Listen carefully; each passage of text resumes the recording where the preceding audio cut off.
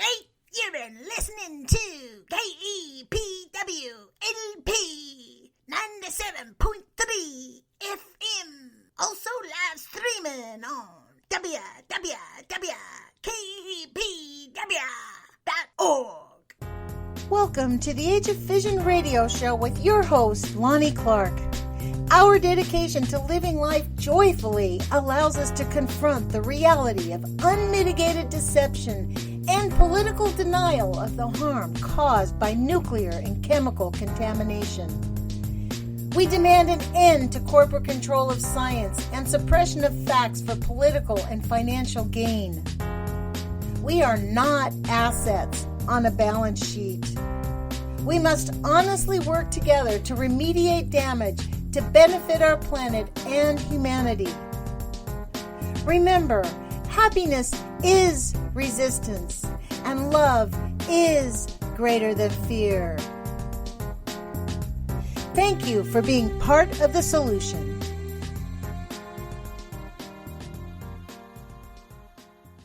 Good evening. This is your host, Lonnie Clark, with the Age of Vision radio show. I want to thank all of you for joining and listening to our show and being part of our solution. Tonight's interview is an encore presentation of an interview I did on UCYTV on 4/11/2016 with Mr. Larry Burgan. He is one of the stars of a now widely distributed documentary called The First Secret City by C.D. Stelzer. This documentary was just being published when I interviewed him in 2016, and he mentions it is not being available, but it is very widely available, and I highly recommend the documentary. It's called The First Secret City. And also, I kind of want to give you an update. During this interview, Larry was talking about how if he could prove his point, he could get some compensation, and he was working for him and his fellow workers. Fast forward on this story, I'm going to give you the giveaway at the front end. Larry has won his case, and now he is seeking to actually receive the compensation that they said he was entitled to. They didn't pay him out right away. His attorney says it's only a matter of time. But as we all know, the nuclear industry, and really any other polluter on this planet, pays attorneys hundreds of thousands of dollars to keep dragging their heels in court so that they don't have to pay the victims of contamination. So that is where Larry's at. When he gets his payout, I will actually make an announcement on the radio show. But I hope you appreciate this interview, and you will actually learn quite a bit about what has happened to our country during the Manhattan Project in this. It is a stunning story, which is why I decided to bring it to you again.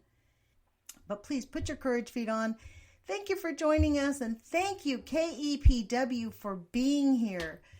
Honestly, we are so lucky to have KEPW, which is a homegrown radio station here in town, supported by you, the listeners. So please send us your check. Ask us to auto-debit your bank account, put us on your bill pay, or sign up on our website, kepw.org. And you can listen to us live on 97.3 FM. We really appreciate and love all of our listeners. If you're interested in becoming a volunteer on KEPW, we do have potlucks. I believe it's on the first Monday of every month. You can look on our website. Please join us, be part of our radio station and part of the solution. I hope you enjoy Larry's interview. Thanks for listening. This is your host, Lonnie Clark, with the Age of Vision radio show. Let's get right into this interview, Larry. Let me just introduce you. This is Larry Burgan, and he is a victim of the St. Louis radiation catastrophe that nobody ever told us about. So, Larry, let me ask you a question. Tell the listeners, where do you exactly live? You don't exactly live in St. Louis proper, do you? No. Mallinckrodt, the factory that processed a lot of this uranium back in the 50s and 60s and such, ours was one of the factories over here on the Illinois side of the river that was a subcontractor, to reprocess some of this metal for them. So we're just another one of the branch of their contamination on this side of the river, on the Illinois side. We're located right above the St. Louis The factory is only maybe a quarter mile from the Mississippi itself. So this was a perfect location for them to build a factory back in the 40s for World War II. This factory was actually built, believe it or not, to build and assemble Army tanks for the war project. And literally, it was built to produce death. The problem is it continued producing that death long after the war ended in the form of radiation. Wow. Well, let me ask you this. How long did you work there, and when did you start seeing symptoms? Well, the first time when I first started working, it was in January of '89. By then, it changed owners twice, and I was working for a different corporation. And the radiation that was being processed in our factory, when I first walked in there, I didn't know anything about it. I took an old-timer, one of the guys working there told me, you're sitting on a slab or something that's radioactive. You aware of that? And I thought he was joking, but I found out later he was serious. So I asked one of the supervisors, is this stuff dangerous? He goes, oh, no, you got to be allergic to it. So that was sort of the... You got to be allergic to radiation? That's what they were telling the workers? That's what he told me. Now, I knew different, but in a way, these old-timers also said, well, we've been working with it for years, and if it was dangerous, they wouldn't allow it. So, with nothing telling me different, I figured it must be okay. Besides, I never worked around it that much, so... Again, they downplayed it a lot in this factory. Wow. The contamination. It was strewn everywhere. It was like flour in a bakery once I really looked at it, years later. How many people in that factory got sick? Well, I know another employee who's documenting this as well as I am. He has over 428 cases of prostate cancer. And that's 428 employees out of over 2,000 that worked there over 40 years. That's a lot. That's a lot. And that's statistically impossible unless there's a mitigating factor, which is the radiation. Well, this is the ironic part, and I know how long have you been fighting this fight and trying to get some legal remedy? How long has this been going on for you? I worked on one machine for over a decade, and it turned out that was the same machine that processed over 3 million pounds of uranium. And the owners never told us of this. They hid this back from us. And it wasn't until a radiation cleanup where they removed the uranium dust from overhead that I actually knew what was going on with this machine. This was a decade after the fact of working underneath this dust. And even after they was cleaning this radioactive dust off overhead, no one would still tell me what it was or what type or what kind or how bad. And, in fact, they shut the entire factory down that week to do this cleanup. I stayed on and volunteered as a janitor just to watch. And I was amazed at, what was going on. But at the end, nobody said anything to make me suspicious. I wasn't sick. Again, as days go on, more and more pass, people forget about it. And it wasn't until I started getting sick that the company took notice. You see, our insurance was handled by this company. So you have strange illnesses or something wrong with you, they're going to know in advance before they pay your insurance bill. Mm-hmm. So when they seen all the strange illnesses I was acquiring, and I worked directly underneath this dust for all those years, they got rid of me and all the other employees. How did they get rid of you? When you say they got rid of you, what did they tell you why they needed to terminate you? Well, if I would have figured it out, if the radiation was the cause, there could have been litigation. And if one person finds out, everyone finds out. And if one person can sue, everyone can sue. So to eliminate that, get rid of the cause, the employees, and hope they go their separate ways and no one ever figures it out. And that's what I was, literally, the litmus test. Once I started getting ill, I believe, the company gave us a contract that no one would vote for, a union contract. There's literally what's called a union-breaking contract. It gets rid of all the long-term employees who built the factory for them in the beginning. And I believe our illness was because of that. I'm sure it was. And so all this time, there has been no acknowledgement by the corporation or by the government that this radiation exposure, that the uranium exposure has caused any of your illnesses? Oh, yes, we have. We have worked for years to get the NIOSH fund included into our factory, see, NIOSH has a special radiation cancer fund for employees who worked at factory that had past production of radiological materials. That was for the government. And I actually found all the radiological documents, the readings, the licensing numbers. I even found a petitioner, the person needed with an MD to further our cause to get us included into this cancer fund. Even Senator Obama spoke on our behalf to get us approved for this fund. One of the things he said were that we were Cold War warriors or Cold War patriots who deserved the help that's provided by this fund for which it was created. And this NIOSH fund, to this day, has paid out over $28 million to 188 families or cancer victims. Sadly, most of those are widows, of course, because it is a cancer fund. But I'm proud to be played such a large part in making that happen. But that isn't it. Also, because of a lot of documentation I sent in on health problems and issues and the radiation, how close and how much, we was also eligible for the residual compensation. Now, being approved means you're automatically approved if you get one of the 22 cancers on their list. And you worked there from 1957 to 1960, the years they handled uranium. But for residual contamination, goes all the way up to 1998, which is the years I worked. So I was able to prove that it was in there and dangerous enough in levels to harm us, all the way up to those years to be included into this fund. And our first factory was the very first factory to receive residual compensation for contamination.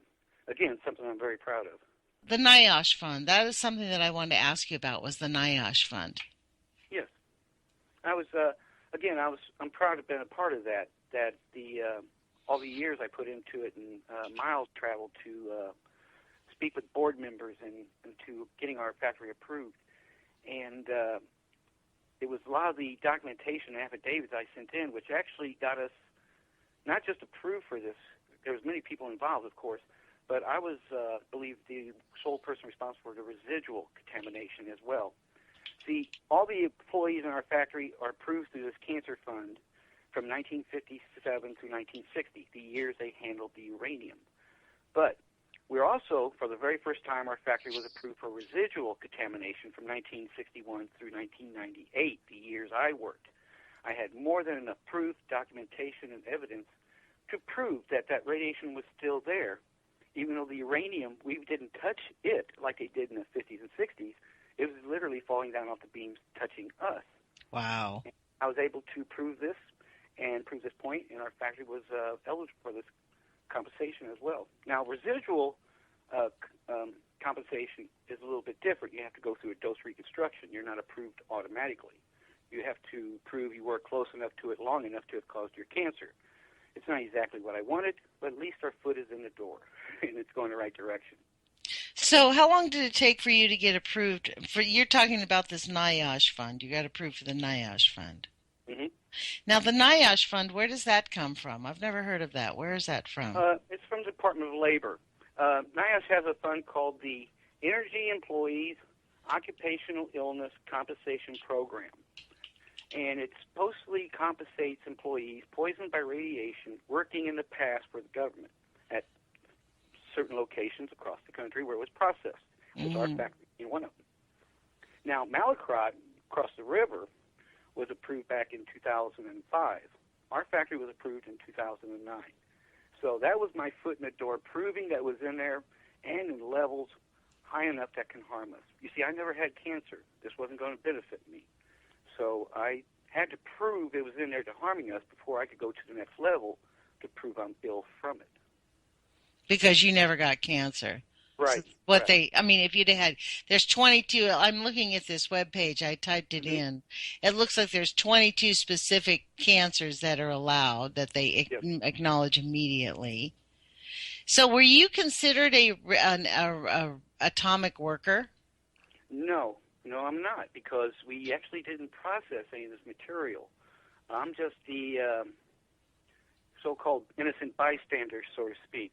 Yeah. Standing on the side of the street, minding their own business.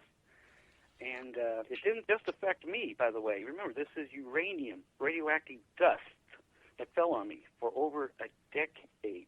I brought this dust home to my family. Right. With them, and now there's and not just me, my coworkers did too. And anybody who came into your house, really. Well, we brought in on the bottom of our lunch boxes, on our dirty work clothes, everything you could think of. I mean, think about it. You might have gone to the grocery store with your lunchbox. You know what I mean? You could have walked into the grocery store, your shoes full of uranium. That stuff went everywhere. It was probably on the bottom of all our lockers because they walked on it for generations and threw those boots in the lockers, so those were probably radioactive. The floor that was around this press where I worked, they recently removed 3 inches of concrete. Now, they removed 3 inches of concrete because it was so radioactive? Because it was falling off the dust overhead all those years, and now the floor is missing. And I have the EPA looking into it now to see if it was disposed of properly and legally. Yeah, that's a smart thinking there, Larry, because who knows? Well, the press itself that ran this uranium, I found on a back road 50 feet past the county line on a deserted road. This machine processed over 3 million pounds of uranium for over 4 years, and the owners of this factory knew this. We have documentation backing it all up. Yet, they were trying to haul it off to a scrapyard and didn't make it. And I found it out there in between our county and the next county. I had everyone out there. I had the local TV news team. I had 2 attorneys out there. I had Senator Obama's assistant even showed up to look it over. They just dumped the uranium out in the middle of nowhere? The press that processed it, the radioactive machinery. Mm-hmm. Did Mallinckrodt get fined for that? No. It was the owners of our factory came back and pulled it back to the factory in the middle of the night, a day or 2 later. So nothing was ever brought up about it again. Oh, let's don't talk about it. Forget the fact that it had been out there contaminating God knows what out in the middle of nowhere. I mean, if they'd have made it to the scrapyard, those glasses you're wearing or the ink pen in your hand could be made from the metal that they melted from this machine. I mean, thank God they didn't make it to the scrapyard. Yeah. Yeah. Wow. So let me ask you this. Does anybody at the plant site where you were working at, anybody there, did they even acknowledge the fact that what they were doing is harming you? Well, we have several ex-employees who were supervisors and instrument men, things of that nature that are on board with us 100%. They have illnesses same. This is, as you know, it's an equal opportunity poison. It doesn't care if you're union or non-union. It crosses all borders, and because of that, a lot of employees from both sides of the fence have come together to give us their story, what they've seen, what they've heard, what they know, and it's been very helpful over the years for me building up documentation to prove our point. We was poisoned for a profit. It's so astounding that they actually literally are not even acknowledging the fact that you've been harmed. Well, there was one newspaper article from 1989 about our factory and radiation, and they asked the owners about the contamination, and they said they're aware of everything, but they're not going to comment on it. And I found this highly ironic, because now, no matter what they say, we can always show the newspaper article to a jury and say, look, they say here they're aware. They know. They made it public.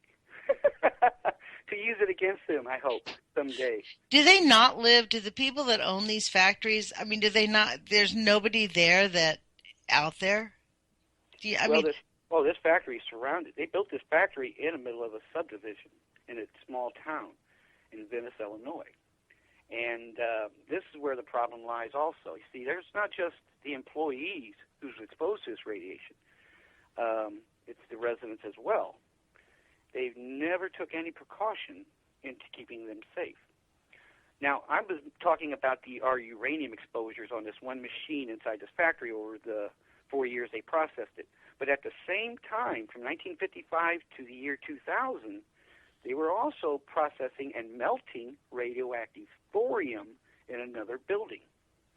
Now, this building, they normally would melt and form magnesium into billets and rods to be processed.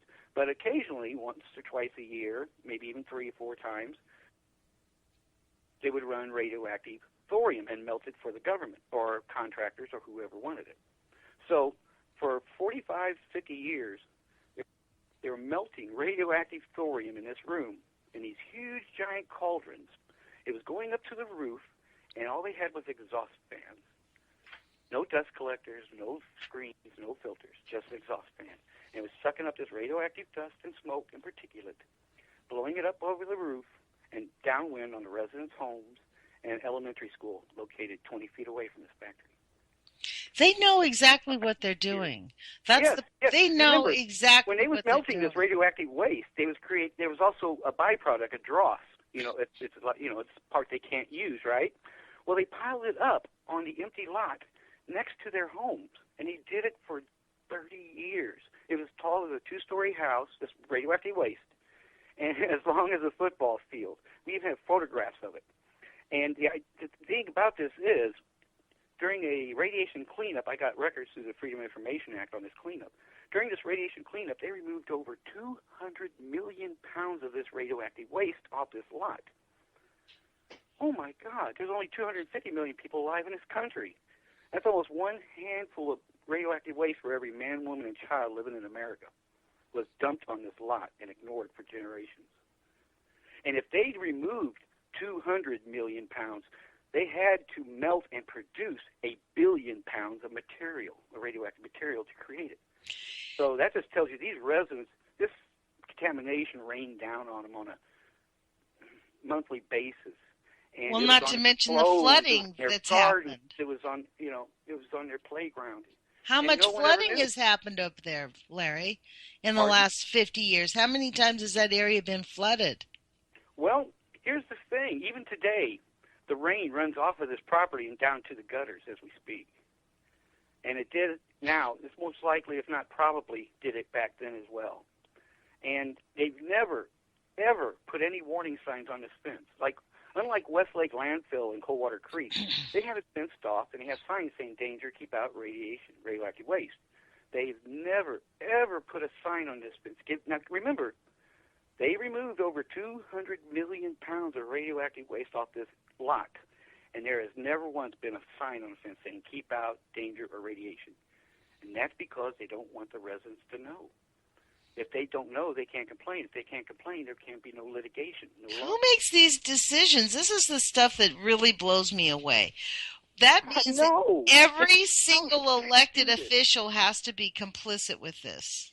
It isn't that. These residents are poor and black, and I believe that's one of the causes of them being swept under the rug and forgotten or ignored. And these corporations may have taken advantage of that fact as well, because they knew no one complained if no one listened to them. I take it as an honor, great honor, to be a chairman of the committee for these residents. I'm the only white man on the committee. In fact, this entire town in Venice, next to this factory, is poor black residents. And because they put their trust into me, I take what I've been doing over these years, documentation and finding lawyers and physicists and such, very seriously on their behalf. That's the way these corporations wanted it. Yeah. That's the way, whether by accident or by design, that's the way they wanted it. No one to know, at least until they're dead and gone years later. This is so stunning. It is so unconscionable because you guys are just a stone's throw away from where St. Louis is.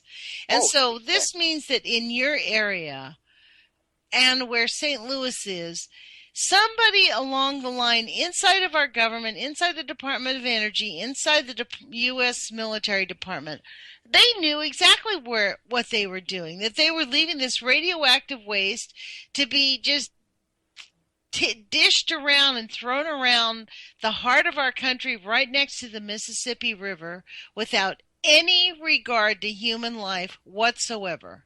They did have a representative overlooking this, but he was bought and paid for by the corporation that was processing this material. So here you go. You got the fox who's actually watching the hen house. What are you going to do? Who are you talking about? They had a Dow Chemical, back when they was processing this uranium and this thorium back in the 50s and 60s and such, they had an on-site inspector that would take documentation of all the radioactive material that was being processed. But Dow had to provide this guy, so that means they had to hire him and pay him So he wasn't going to give numbers out that would put him out of work. He was going to give them numbers that they wanted and was paying him for. So can we trust those numbers? I'm suspicious of those. What happened to him? Did he die? Did he retire? Oh, yes. But they're very important. They do tell us that there was he had to take radiation readings with his window down and his window rolled up in his car. I know. And it was piled up, again, above the ground, about a football field in length, and as tall as a two-story house. One of the residents told me it reminded him of a sand dune whenever the wind would blow. Oh, my gosh. I didn't really believe him at first, but What's then the another oncology employee rates told me that they put rubber tarps over it to try to keep that from happening. And every time a storm would blow by, you'd have to climb back out on that pile and pull them back down. So his story sort of confirmed it, in the resident's story about the sand dune. What are the oncology rates in that area, Larry? Do you know? Well, we've had radiation readings taken of their soil recently, and it has confirmed that they are above background levels and that the two radiological metals we found are the same type that was processed in the factory, both uranium and the thorium. This is amazing. Now, the levels are different. They're much lower outside, of course, but they're exact same radiological signature. Wow. I made a crude bar graph and enlarged them, and wow. So I sent these findings off to a physicist I know and that we've been working with for the past couple of years, and he's supposed to get back with me to see if my theory and findings are correct. Wow. So what are the rates of childhood cancer and childhood genetic diseases and cancer rates in that area where you live? Well, my first grandchild was born with birth defects. She had to breathe through a tube in her throat for her first 2.5 years before she succumbed to it. Then our second grandchild was born premature, only weighed 2.5 pounds, was in incubator for almost 6 months, on a breathing machine for a year. And then my daughter's child was stillborn. Then my son lost another child, and then another. Wow. Now, my sister's side of the family, my oldest sister, nothing like that. Everybody's healthy, happy. On my younger sister's side, no problems. Everybody's healthy and happy. There's only one. I'm the only one that has these problems. Did everybody live in that area where you No, I never lived next to this factory or close to it. I just worked there. How close did you live to it? Oh, I lived way across on the other side of the Horseshoe Lake. I lived in a really nice area, and I had a wonderful childhood, 2 wonderful parents. I was blessed. And so, I was just living the American dream. I was working in this factory, taking care of my wife and children, and I screwed up. I let someone else worry about all the health issues and problems and dangers. I left it up to the company, and they took advantage of that, and that's how they poisoned us. Mm-hmm. Mm-hmm. And so this company, I'm not the only one who's ill. See, I have coworkers who working with me. I have 2 of them who had healthy children that were born before they started working there. And then when they both started working with me at ground zero, where this machine was, where this uranium dust was, their wives both got pregnant and had children again. This time, both their children had birth defects. Wow. I mean, it's very typical once you start looking into this. A coworker of mine, his wife has the exact same illnesses I have. My wife has the exact same illnesses he has. Very patternistic. Wow. 35-year-old with a pacemaker, a 37-year-old with 2 cancers twice. I could stay here all day and spill out specifics, but it all adds up to the same thing. Something has to be the mitigating factor. It comes back to, again, radiation. The only thing that was there, prevalent and in abundant amounts. Look, this is not a shock. Anybody who has looked at it, this is why the bomb was so horrific, because it doesn't just kill, it lingers, and it kills while it lingers. Yes, it does. It doesn't stop after the explosion.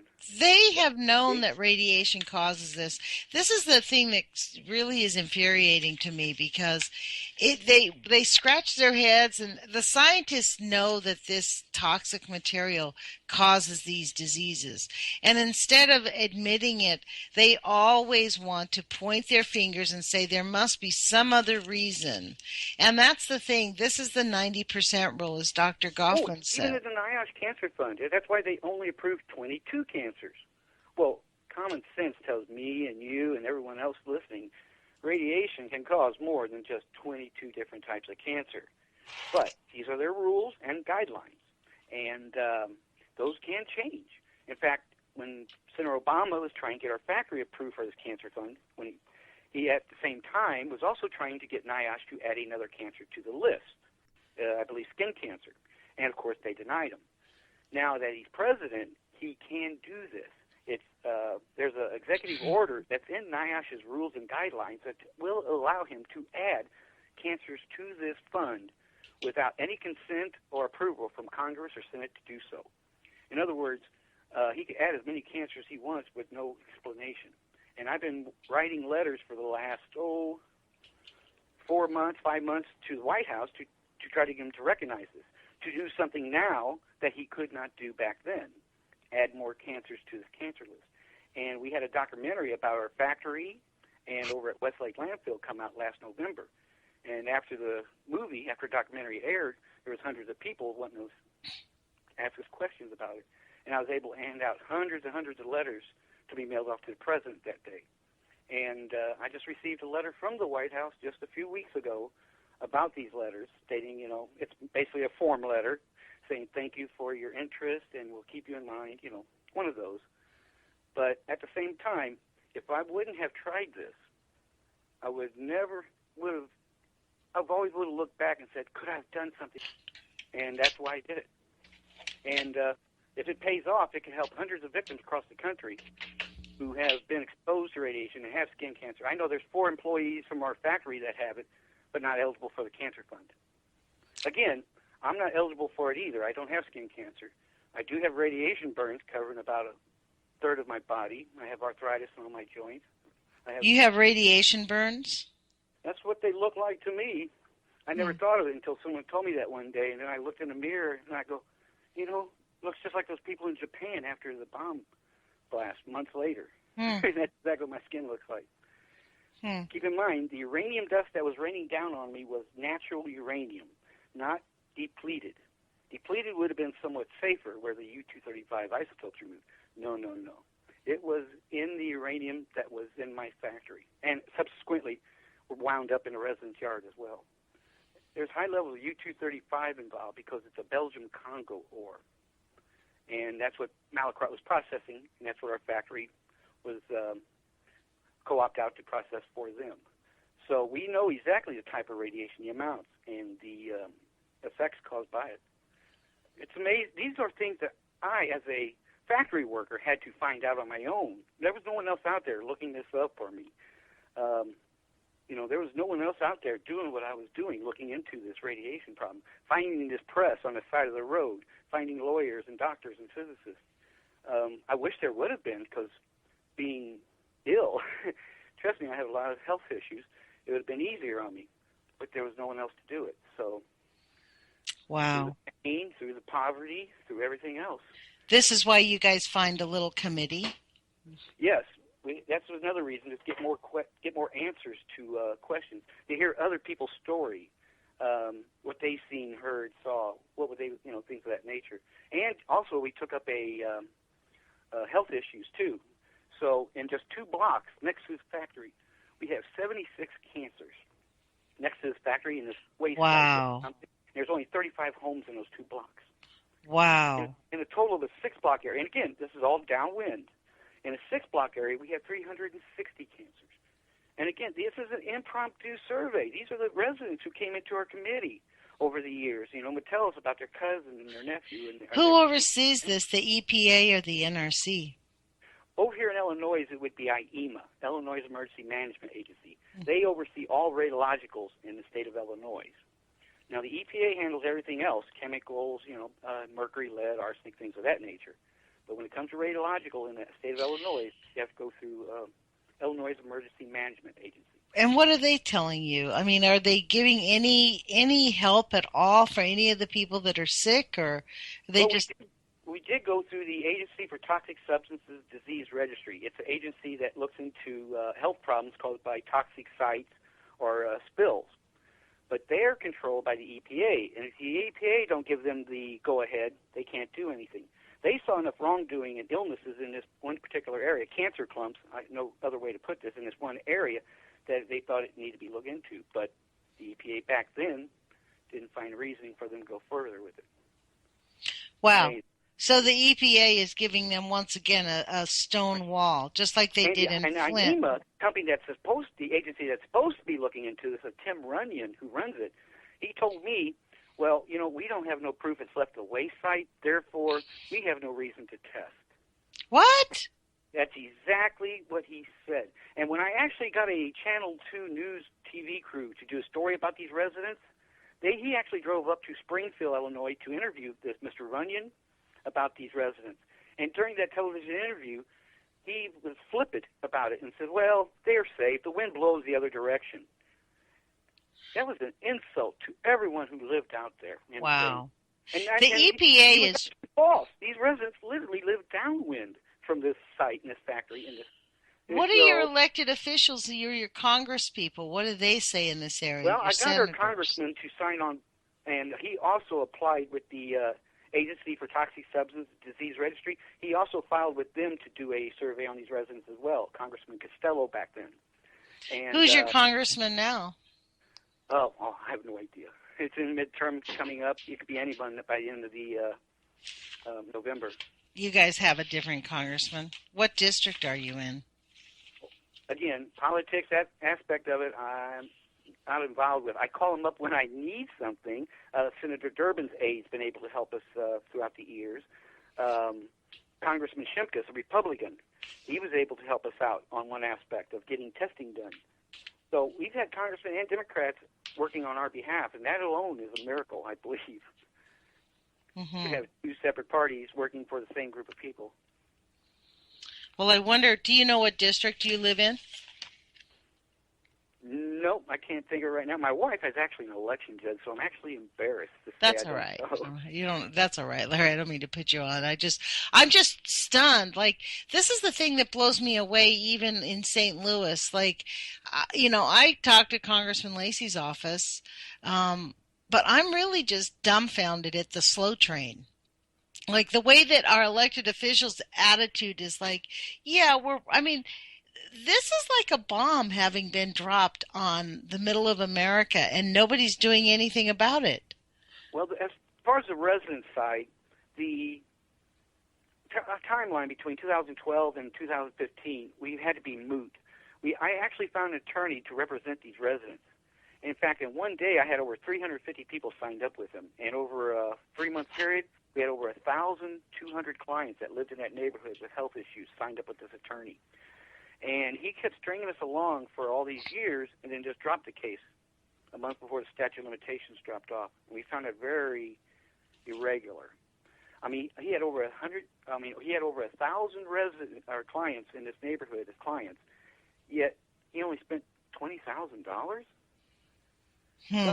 Yeah. So we're looking at that aspect on it because he said the statute of limitations has dropped off. So me being me, I just find another lawyer. And this attorney, who is an environmental lawyer, told me if the radiation is still in their yards, the statute of limitations didn't drop off. The crime is still being committed. It's still there. And I take her word for this because she worked for the EPA for 8 years before she started her own law firm, an environmental law firm. So by her saying this sort of re-energized me. So I have a meeting coming up with the state's attorney and her to discuss this U.S. link because if the civil suits are expired, if it is past statute of limitations for the civil suits, the criminal charges may not have that statute. So we may be able to go after them criminally. Either way, I'm not giving up on these residents. They're victims just as much as I am. There's no difference between us. A chain-link fence is a poor barrier for radioactive waste. Is that still what's there? That's what I was just about. Have they moved it all? Is it still sitting there? It took them 2.5 years to remove it all.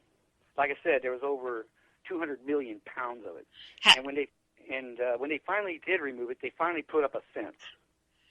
So, but what's warning signs? What's there around the fence? Like in back of the fence, what's there? Just like flat land? They just took the mound down and moved it away?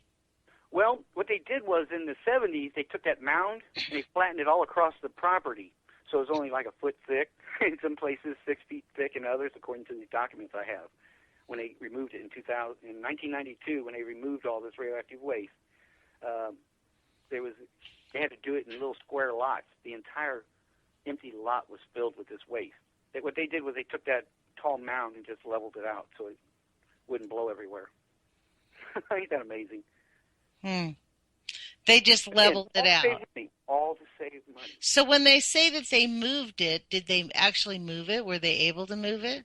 Yes. Again, through the Freedom of Information Act, I received documents from the company that did it. They were licensed and bonded and documented everything that was removed in detail. That's how come we know now what we do. Where did they move it to? There were several different places. I believe Robestown, Texas was one. And then another company came back in 2002 and did another radiation cleanup inside the factory where they moved over 2 million pounds of it. That went to Robestown, Texas. And the other one went to Clive, Utah. So there's several places I think I'd be worried if I lived next to those towns. They may be doing the same thing to those residents there as they did here in Venice, not tell them. Obviously. And so have you taken a Geiger counter out to where that area was? Is it safe? Have you looked at it? Well, we're getting ready to go prospecting, so to speak, and for lack of a better term. I found a long lost letter of an employee. An employee told me he took a Dixie cup full of salt chips out of the factory back in the 60s, and they were uranium. He told me he took it home, put it on his shelf in his garage, and just forgot about it for years and years and years. And then one summer he was cleaning out his garage. He took them and he tossed them out behind his garage next to his garden. Well, I just found his address and his name and everything in his story that's been lost for years. So a friend of mine, a producer of the documentary that was done about our factory, a C.D. Stelzer, we're supposed to go up there and see if we can't find these uranium chips in this gentleman's yard. Now, he's long gone, so his family may own the home or maybe new owners. But I'm sure if there's a hidden hazard, they would want to know. Yeah. Well, this is my point, because my understanding is you can't just move uranium. You can't just move radioactive waste. You guys think about it. He said that he took them home in a Dixie cup. Well, I haven't heard that word since the 60s, same time frame he's referencing, right? Plus, he said salt chips, which would be probably the only way anyone could sneak them out would be that way. That would be the probably easiest, only way to do it. So everything sort of came true when he was telling the story. And even as he was describing how he threw them away, he was, bent over and he was using body motions and showing, So that sort of lended truth to the story that it happened and it was true. So if I could find this uranium up north, 40 miles from our factory, it just tells you, how this radiation can spread like veins in a cancer. Well, I would suggest to you that you could just take some dirt, contact me. Oh, no, don't take nothing. Oh, no. You find something, you leave it and call someone. Well, I would get some dirt tested. Mimi Gurman has we have residents' yards tested, and I do have the companies that did the testing. I have how much it cost, and we're about to have some private testing done if the state doesn't get involved. If the state gets involved, they may do their own and save us the time and problem doing it. Well, I think even if the state, this would be my suggestion, Larry, because Mimi Gurman runs an organization called radcast.org. I know she's testing the dirt around St. Louis for some of the STL moms. She's tested dirt from Fukushima and from Canada. It's an independent lab. They have their own, they can only test dirt. They can't test food. But what happens when their organization finds something positive for radiation, she will take it to another lab, a professional lab, who works with her, who's willing to verify her. Right. One's only a collection team, but then there's a verification lab, which is a second team. Yeah, and so, but I mean, this is free. I'm just suggesting this is a good way for you to get your own backup, because I particularly wouldn't trust any time the EPA or the government, because they have a vested interest in showing there's no radiation. Well, here's a contrast to what you just said. In fact, we've been trying for years to get the EPA out here to address this problem, to look at the test, and to let these residents know if they're safe, and we can't get nowhere. Now, down the street from where I live here in Granite City up north, down the street, a friend of mine said there was this white milky substance in the water in the ditch next to his home, and he wanted me to call someone at the EPA to see if it's safe. He knew I was involved with the EPA.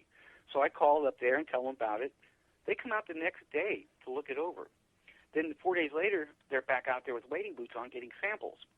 Now, keep in mind, they said it came back non-toxic, but Here in a middle-class, upper white middle-class neighborhood, the EPA is out there the next day, and 4 days later taking samples. But here have hundreds of people with cancers next to this factory, next to something deadly like radiation, can't get them out there no matter what. And if I would have made this public, I could have forced the EPA into testing. I could have shamed them into it, but I would be putting myself in dire straits. See, they could write me off as an extremist from there on out and never listen to me from here on in, and therefore I'd never be able to help anyone. So I always kept that card tucked up my sleeve, so to speak. How come the EPA will jump up so quick to come out there? They dug up tons of that soil, of that quote-unquote non-toxic soil next to this upper-class, middle-class white neighborhood and replaced it with clean soil. But they'll never come out and get checked out there in Venice where these poor black residents live. I've seen this firsthand. I was part of it,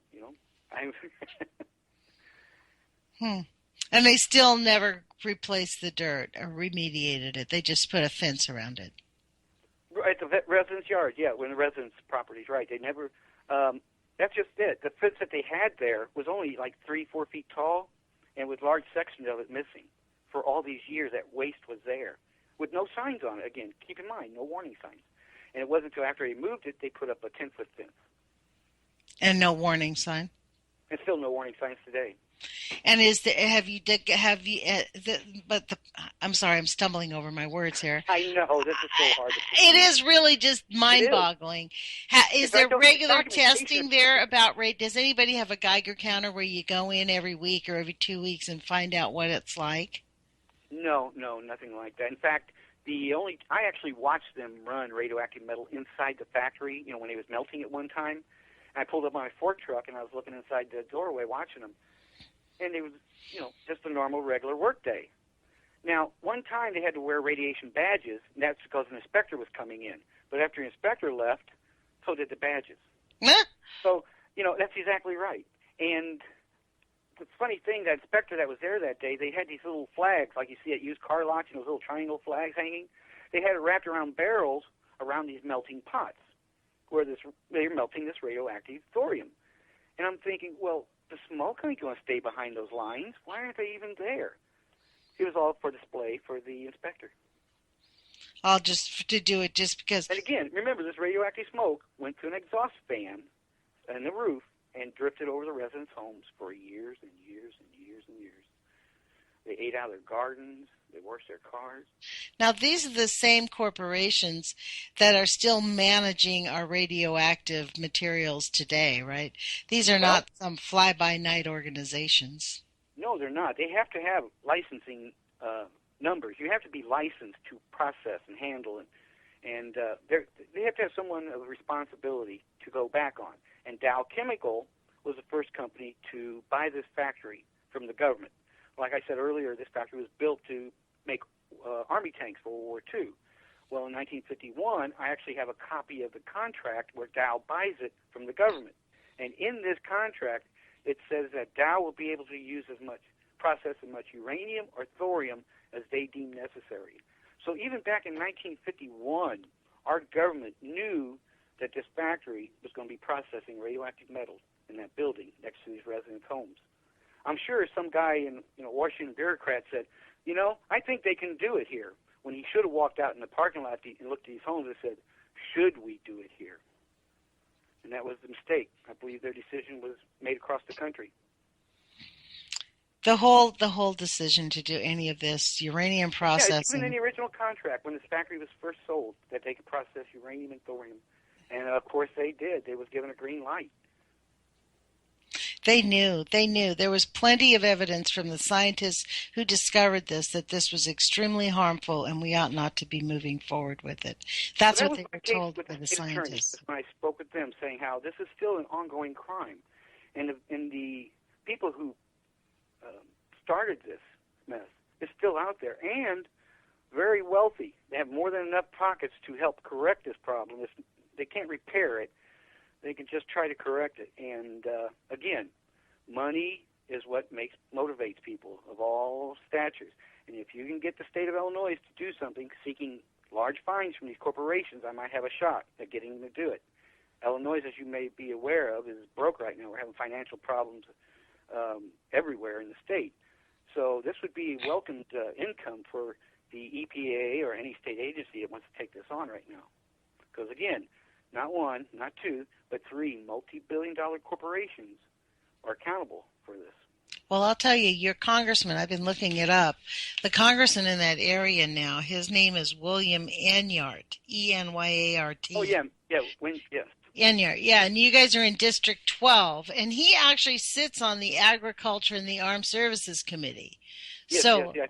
I mean, this does affect the agriculture of Illinois. I mean, I would call him up and, I mean, the slow train to fixing this and remediating this, I think this has got to become more of an urgent situation across our nation, because as we're seeing this conversation, this is why I was really grateful that CD referred you to me, because, we can't see the documentary that you were highlighted in because it's a small documentary and hasn't made it around the country yet.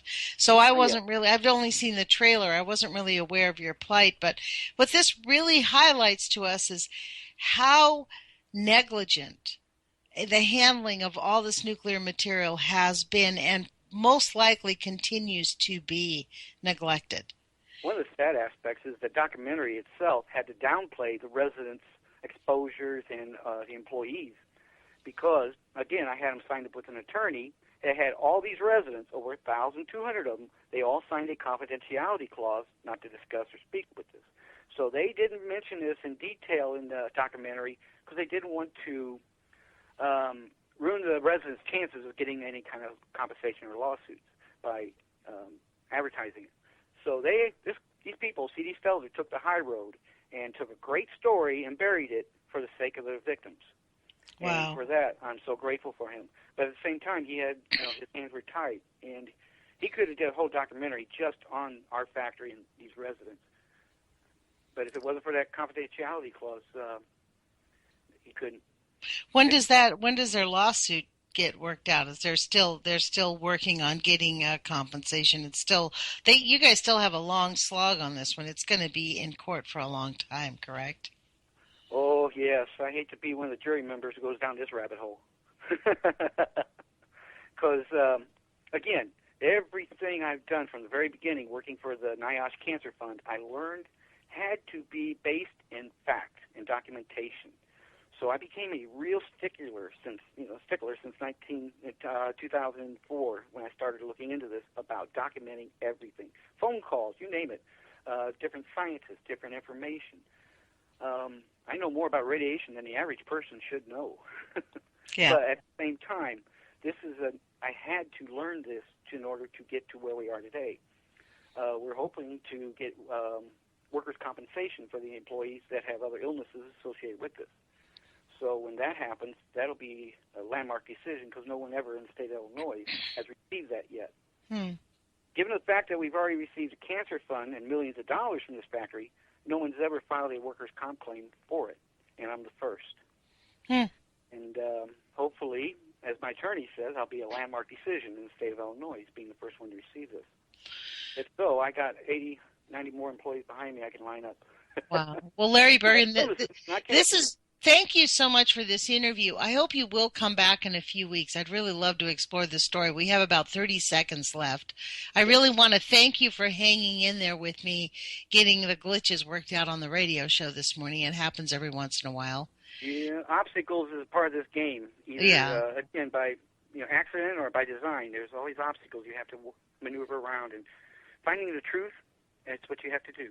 Well, we'll leave it there. Hey, mate, you've been listening to KEPWLP 97.3 FM. Also live streaming on www.kepw.org.